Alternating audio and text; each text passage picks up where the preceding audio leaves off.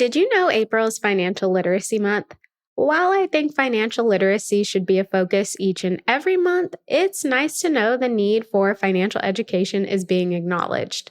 Had I been financially literate earlier in life, maybe I wouldn't have struggled so much with debt and overspending. Had my parents been more financially literate, maybe they could have actually taught me how to save and manage what I had.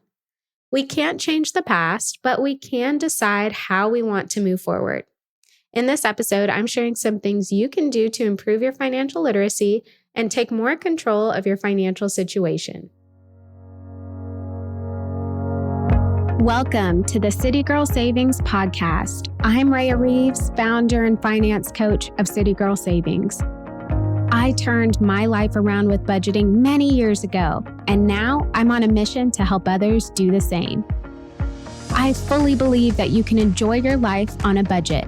And this weekly show will focus on the intersection of money and the city girl lifestyle. Join me every week along with some special guests as I share my experiences, advice, and guidance on navigating life and money as an experience-loving millennial.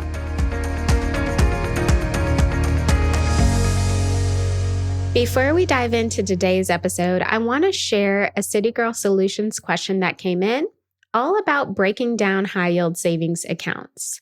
So I have previously talked about high-yield savings accounts, and I'm happy to break them down because they are game changers. So let me first start by saying that a high-yield savings account is just like a regular savings account, only they pay out more in interest, hence the high yield. So these types of savings accounts are typically only found through online banks and sometimes credit unions.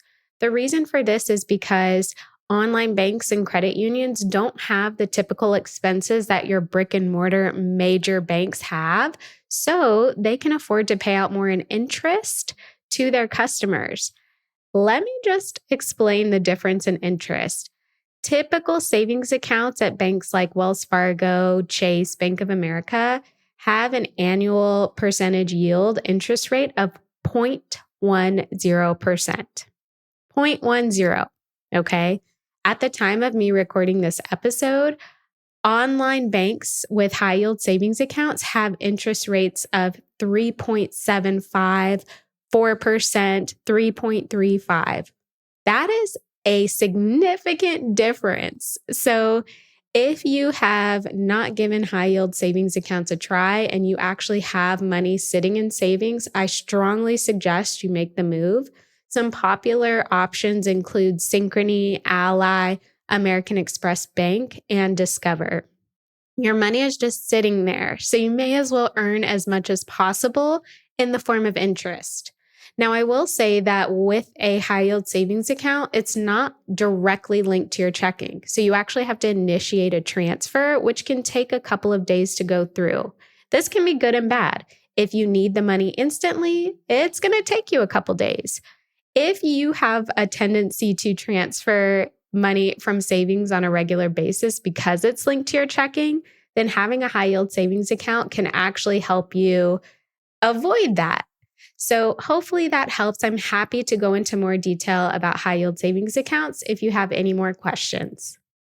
Now let's get into today's episode, things you can do to improve your financial literacy. First thing you can do, take online courses related to money. Just because we're not in college or grade school anymore, it doesn't mean we can't take classes. There are so many amazing online resources out there related to money. And one of the most popular is Dave Ramsey's Financial Peace University. I know a lot of people who have gone through that online course and have seen success from it. But there are so many other options out there for you.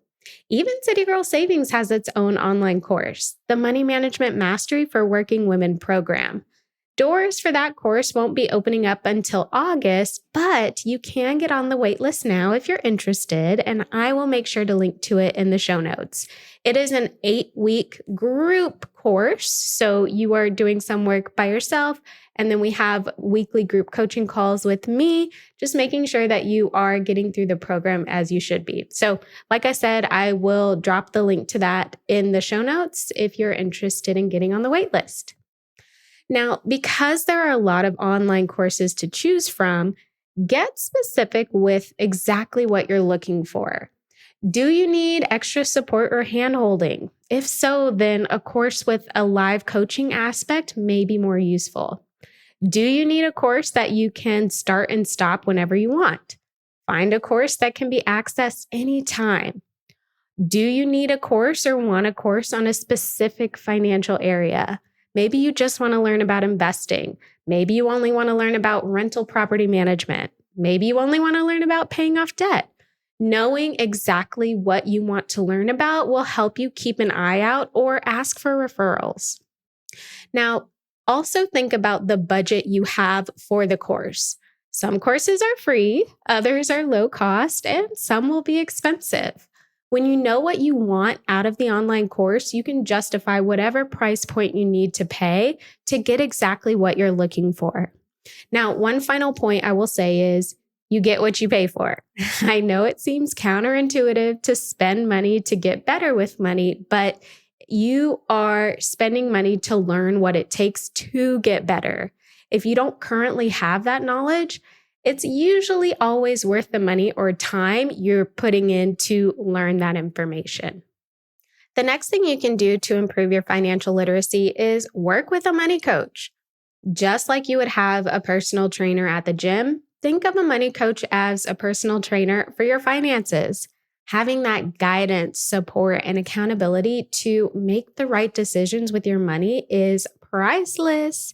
It's also a great way to improve on your own and really enhance your own financial know-how. So working with a money coach gives you direct insight into an expert or teacher's point of view when it comes to money. You have the opportunity to ask questions, make the learning lessons relatable to your situation, bounce ideas off of the coach, and use your coach to help you change how you think about money. Now, you can work with a money coach in a variety of ways. You can do one-on-one, so you are working with that coach, just you and that coach. You can do a group coaching program, so it's you and the coach and whoever else is in the program. I think it's important to get clear on what you want. If you need the accountability and you want the option to ask as many questions as possible, maybe one-on-one is a great way to go. But if you like to learn from others or you get some motivation from knowing other people are in the trenches with you, a group coaching program could be a great option. Here's the thing. There is so much more to money than knowing what to do with it. And because of this, a lot of times my clients associate some of our financial coaching sessions with therapy. There's a lot of overlap. Now, obviously, I am not a therapist and I don't advertise that I am. However, I do help people think about money in ways they haven't before. I also help them tie their actions with money to past experiences, their upbringing, and more. So there is not a direct correlation between money and knowledge of how to manage it, right? It's not just that correlation. There is a direct correlation between money, knowing what to do with it, but also understanding why you are the way you are with money. And that's typically your past, your upbringing, how your parents were with money. All of those things play a role. So when you work with a money coach or any type of coach, life coach, even a financial therapist, they can help ask those questions to bring those things to the forefront of your mind so that you can recognize, oh, this is why I do what I do with money. And then you can work to change it. So just like there are a variety of online courses about money, there are a variety of money coaches out there. I think what will help you narrow down what type of money coach you need, get clear on what area you actually want to improve in with your money. Do you want to focus on investing and building wealth? Do you want to focus on paying down debt or building up your credit score? Or do you want to focus on budgeting and money management? Also, be honest with yourself about what you really need help with. Is it wise to spend money on a coach to teach you how to invest when you don't currently budget or manage what you have properly? Probably not. When you know what you need, you can seek out the right coach for you. In case you didn't know, I offer complimentary financial focus calls with me if you need some guidance pinpointing your financial areas of opportunity. Feel free to schedule at your leisure, and I will make sure to link to it in the show notes. Got a money question you want me to answer on the podcast? I'm starting a new segment on the show called City Girl Solutions, where I answer any questions you have for me. Money, business, life, you name it. Submit your questions at citygirlsavings.com/QA and get your question answered by me in a future episode. And did you know that we have so many free money resources on our blog, Instagram, and TikTok channels? Find us across the internet at City Girl Savings. The next thing you can do to improve your financial literacy is vow to read more personal finance books. I feel like reading, especially physical books, is so underrated, but reading is such a great way to expand your mind and learn new things. I mean, textbooks are an important part of education for a reason, right? Reading can help you learn new things or expand on things you already do know. So with that being said, reading more personal finance books can help you improve your own financial understanding and literacy. Fortunately, personal finance books come in the form of physical or audio books, and that means you can ingest information in a way that will stick for you. I think it's important to know your own learning style, learning personality, and find books or content that cater to that style. When you do decide on the type of books you want to consume, make sure you seek out personal finance books, audiobooks, podcasts, articles. Again, however you take in information, seek out personal finance information in that form. Now, some of my favorite personal finance books include The Richest Man in Babylon, Live It, Love It, Earn It, and Profit First. I will be sure to link to each of these books in the show notes so you can check them out. Now, the next thing you can do to improve your financial literacy is take the time to talk about finances and money with other people. I know I've mentioned this on the podcast before, but it is such a sad fact that talking about money is still considered taboo in our society. All that means is we need to be more comfortable with bringing up the topic to other people. And I suggest starting with your friends and family. Ask if they have money goals, ask if they have budget plans or ideas on how they save money, and ask where they learn their financial education. They may tell you they haven't learned and experience is their teacher, which is a very common answer, but at least we can get the conversation started. When you take the time to talk finances with other people, you open the door to new perspectives. You also get to hear what does or doesn't work for other people, and you can choose to use that information to your advantage in your own situation. You can also pay information forward and potentially help others. Now, I will say the initial conversations may be a little difficult or nerve-wracking in the beginning, but all that means is you are doing the right thing. Seriously, those anxious feelings mean that you are leaving your comfort zone, and trust me, that is where the magic happens. I will say this too. It will get easier to have conversations about money the more you have them. So if you don't want to start with the people you know, go online and get the conversation going. The City Girl Savings Facebook group is such a great resource for so many people. I will link to it in the show notes, but you can also start an online blog or find other groups or Instagram profiles that will help you get comfortable with seeing what other people are doing or saying with money, and you can start putting your words in there too.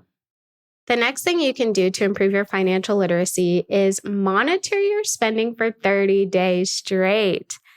Trust me, tracking your spending is a game changer. Tracking your spending gives you the best insight into your own money habits and patterns. Now, if you've never taken the time to monitor where your money goes, I challenge you to track your spending for 30 days straight. Every time you spend money, write it down or put it into a spreadsheet. Get bonus points for categorizing that spending. So If you spent money at Starbucks and you spent $10 there, you would track $10 and indicate meals out. After 30 days, I want you to look over your information. Where did your money go? Are there changes you can make to improve your situation instantly? What can you cut back on for the next month? Were you surprised at how much or how little you spent in total or in specific categories? When you give yourself access to your own spending behavior, you can start adjusting and improving that behavior. Trust me when I say this, financial education isn't just about what others teach you, but also what you teach yourself about money. And the final thing I will say to help you improve your financial literacy is to read biographies of successful people. For me, this is actually one of my favorite ways to learn. I mean, what better way to learn about success than from people who've actually achieved it? I love hearing the stories of people who are where I want to be in the future or who have built things that others haven't. Now, I am 100% aware that everybody's journey will look different, but having insight into how successful people achieve their success is priceless. You can take insights and apply it to your situation. You can also use that insight to help you make decisions that you hadn't previously thought about. I think biographies are such a great way to glean that insight into how people have lived their lives, what they have gone through, what they did to work towards the success they have today. And two biographies in particular that I enjoyed were Sidney Poitier's The Measure of a Man and Alyssa Milano's Sorry Not Sorry. I will make sure to link to both of those in the show notes. So there you have it.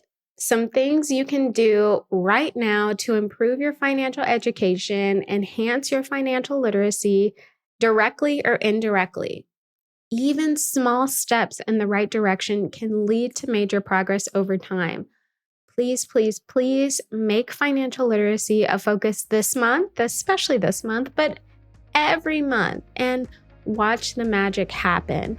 Amazing things come when you prioritize your financial situation and make it a point to learn, grow, and do better. You got this. Thank you so much for tuning in to City Girl Savings today. I hope you feel empowered and inspired to master your money as you make your way to your dream life. Make sure you subscribe so you're the first to know when a new episode comes out. I truly value your thoughts and feedback, so please leave a review and let me know how this podcast has impacted you. Can't wait to chat soon and make it a great day.